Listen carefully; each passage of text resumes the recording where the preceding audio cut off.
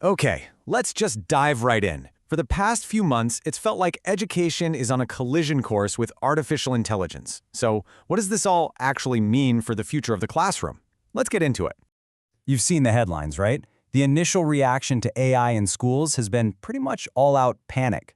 The conversation has been almost entirely about one thing. Students are going to use tools like ChatGPT to cheat, and that's going to make learning totally obsolete. But what if that fear, while totally understandable, is missing the bigger picture? That's what we're going to explore here. We're going to challenge that initial panic and uncover a much more complex and honestly a much more hopeful reality for the future of learning. All right, first up, to really get a grip on this, we've got to rethink what's even driving this whole AI revolution. And spoiler alert, it's probably not what you think. So, according to Harvard professor Bharat Anand, this whole explosion isn't because AI suddenly got way smarter. I mean, machine learning has been getting better for decades. No, the real game changer was access. The second this incredibly powerful tech was put behind a simple search bar, it was suddenly available to pretty much everyone on Earth, literally overnight. And wow, this slide just puts it all into perspective. Think about it. Radio took 20 years to reach half the US population. TV took 12. But chatbots? Just 2.5 years. This isn't just another new gadget. This is a tidal wave of access, unlike anything we have ever seen. Okay, so this explosion in access raises a huge question, right? We all know these AI models can be wrong. They hallucinate facts. They just make stuff up. So with this flawed tool basically everywhere, how do we even begin to decide where to use it safely and effectively? And the key here, according to Professor Anand, is to totally shift our thinking. We need to stop worrying so much about the AI's rate of error and start thinking about the cost of an error. So for something like, drafting some social media posts, the cost of a mistake is super low. But for designing an airplane or hiring a new professor, the cost of an error is, well, it's massive. So the strategy becomes pretty simple, right? Use today's imperfect AI where the stakes are low. Let it automate the mundane, the boring, the time-consuming tasks. This isn't about replacing us. It's about augmenting our own intelligence, freeing up our time and brain power for the big, high-stakes decisions where human judgment is everything. Okay, so now that we have a solid framework for how to use AI responsibly, let's talk about what might just be its single most powerful use in education. The idea of creating a personal, AI-powered super tutor for every kid on the planet. Now, this whole idea actually goes way back to a famous study in 1984 by an educator named Benjamin Bloom. He found that an average student who gets one-on-one tutoring performs 2 standard deviations better than their classmates. He called it the 2 sigma problem because, while the results were amazing, how could you possibly give every single student their own private human tutor? It was basically impossible to scale, a fantasy. And I really want to pause on this number because it's incredible.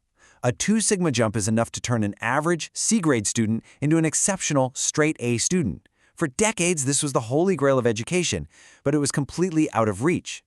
But now, as Sal Khan of Khan Academy argues, AI is about to turn this problem into the 2 sigma opportunity. So what does this AI tutor actually do? Well, first off, it's not a cheat machine. It is a tireless personal guide. It doesn't just give you the answer. Instead, it acts like Socrates, It asks probing questions to make you think for yourself. It can understand what you're working on, and it can even bring learning to life by letting you talk to historical figures or even characters from a book like Jay Gatsby. How cool is that? Okay, I know what you're thinking. What about writing? I mean, this is ground zero for the whole cheating panic. Won't kids just get AI to write all their essays for them, and then they'll never learn how to think, right? Well, not so fast. As Sal Khan explains, the whole goal is to have the AI write with you, not for you. Think of it like a writing coach. It can help you brainstorm and structure your ideas, it can give you feedback on a draft, and it can even co-write a story with you sentence by sentence, just to get your own creativity flowing. And hey, this isn't just about the students. Let's talk about the teachers for a second. It turns out teachers spend about half their time, not actually interacting with students, but on all the other stuff, grading, lesson planning, and endless administrative paperwork. This is where AI can be an absolute game changer. Imagine it as a tireless teacher's assistant. It can handle drafting lesson plans, whipping up progress reports, and creating new quiz questions in minutes.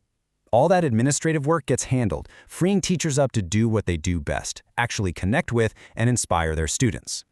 So let's pull way back for a second. If AI can be a personal tutor for every student and an assistant for every teacher, well, that forces us to ask a much, much deeper question. What is school even for anymore? Here's the thing. AI has made factual knowledge cheap. It's plentiful. It's everywhere. But as writer Asad Zaman points out, the uniquely human qualities, things like courage, integrity, vision, leadership, you can't get those from a chatbot. They remain way beyond the reach of AI. Zaman has this great analogy. He says, for too long, education has been like a driving school that teaches students everything about car mechanics but never actually lets them get behind the wheel. It's been all about learning theories about the world. The new model has to be about cultivating our potential to actually navigate the world. And this right here, this is what that new curriculum looks like. We're not just talking about memorizing dates and formulas anymore.